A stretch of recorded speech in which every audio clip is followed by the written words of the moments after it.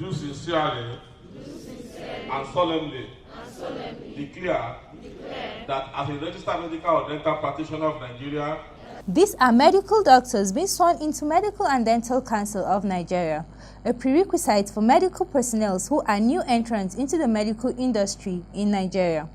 In an interaction with some of the celebrants, they said apart from the language barrier faced in their various institutions in China, Ukraine, and other countries, the comparison in terms of equipment, facilities, and expertise stands clear. Well, I think coming back home was a motivation for me, because there in Ukraine, language was also a barrier, and racism too, it's also there.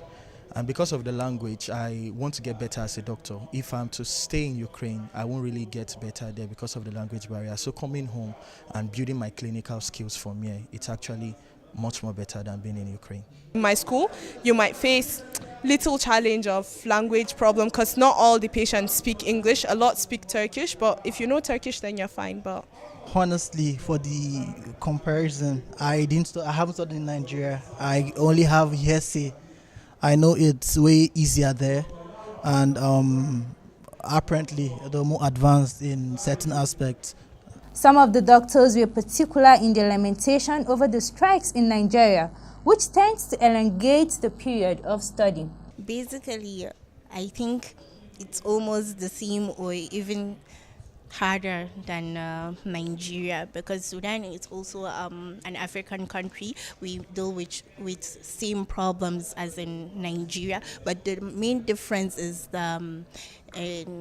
there's no strike and your studies will just go on smoothly. If you're supposed to spend 6 years, you spend the 6 years and graduate. But in Nigeria, the main problem is the strike. Because of 6 years or 7 years, it will take you like 10 years. Well, medicine is a little bit very difficult. I know many parents want to tell their children that it's easy and it can be done. Yes, it's easy and it can be done, but you have to put in a lot of hard work. So that's really the basic challenge. Well, I would say it's not the same, because here in Nigeria, definitely there are challenges, and then there, once you start, you just finish completely. Some of these doctors promise to do their best to improve the medical system of Nigeria. Well, I plan to impact good and change. There's so many things we would like to change, improve actually, because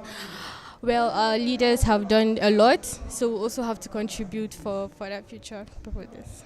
Well, I believe that with the knowledge I was able to attain over there, I'll be able to translate that into what we have over here. That is actually what I pray for. Also, it was what the remedial program I attended helped me and exposed me to the prevalence of diseases that we encounter over here.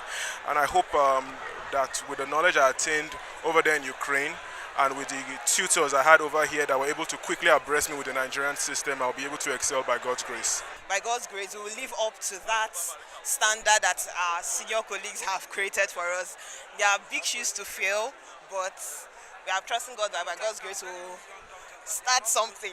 These doctors are of the opinion that a streamlined educational curriculum, less disruptions from ASU strike, and improved medical facilities could make the surgeon of future medical students and practitioners more rewarding, and also curb the desire to study or practice abroad. Palang Bukar, PTV News, Abuja.